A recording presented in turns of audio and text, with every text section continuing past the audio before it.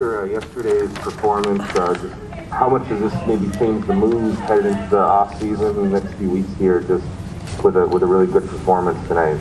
Yeah, I thought it's exactly what we needed. A little bit more deserving, I think, of our last month and a half or 2 months or whatever it was. I thought we've played some really good stretches. We talked about the consistency needs to be better, but tonight those guys, they responded. We challenged them yesterday after the game to come out and give an effort and a performance worthy of the way we had been playing. And just what do you sense is the mood of this team coming down the stretch here and heading into the offseason? It's been a long season with a lot of challenges for a number of reasons. Yeah. Where do you think this team is at kind of mentally, emotionally heading into the offseason? Yeah, I think everyone's ready for the break. I think that's a very fair and real comment, an assessment of where we are. I also think that our guys are excited. They have great hope. That's the best thing you can ask for a lot of times in sports is have hope. And they got hope in that they see what they can do, with some more work, a lot more work, with some maturity.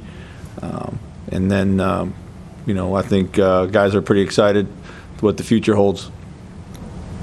John, go ahead. Chris, when you guys can find a talent like McDaniels down at number 28 in the draft, I mean, what kind of a difference can that make for you guys roster-wise? You have Cat and D'Angelo making big money, you have other things, but to be able to identify that talent and find someone like with his skill set at that area. Yeah, I mean, listen, I have every confidence. I worked alongside Gers and a lot of these talented individuals in the front office. I know how thorough they are in their evaluation of the draft. It's a very inexact science, draft is, but he's a top 10 player, and we were fortunate enough to be ready to have him and take him. Nas is another guy that they've there's a lot of guys that they've been able to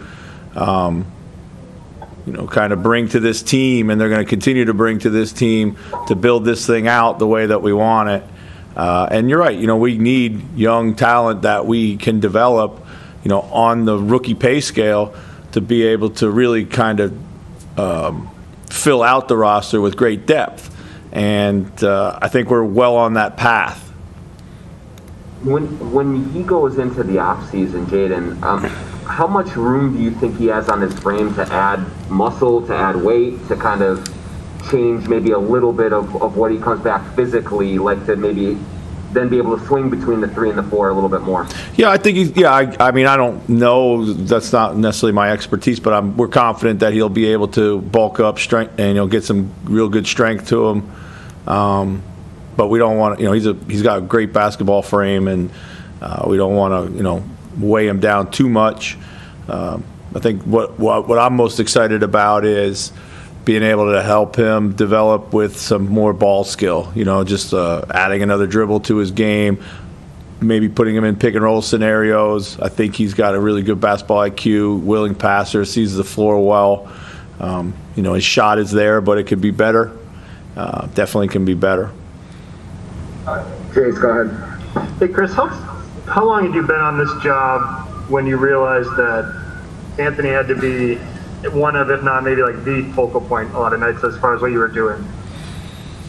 Yeah, I think, that Phoenix trip, he scored the 42. It wasn't just the 42, it was just the way that he played. And in that little run of time right there when, we didn't have D'Lo, we had lost Bees.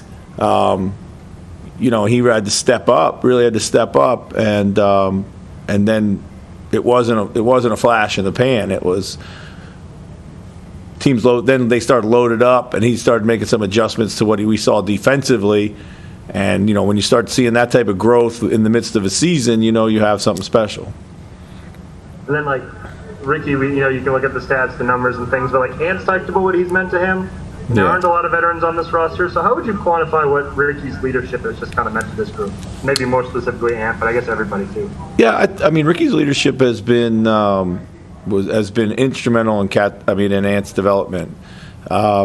He's always encouraging them, always talking to them. They have they developed a connection before I got here. He's basically been alongside of a Donovan Mitchell, a Devin Booker. He's seen the ascendancy of these types of players. He knows what he can relay to Ant that would help him. He's been extremely supportive of him behind the scenes as well as in the media. He just has a maturity. Ricky's been playing basketball at a high level since he's 15, so he knows what it's like to be young and have a lot of expectation on him.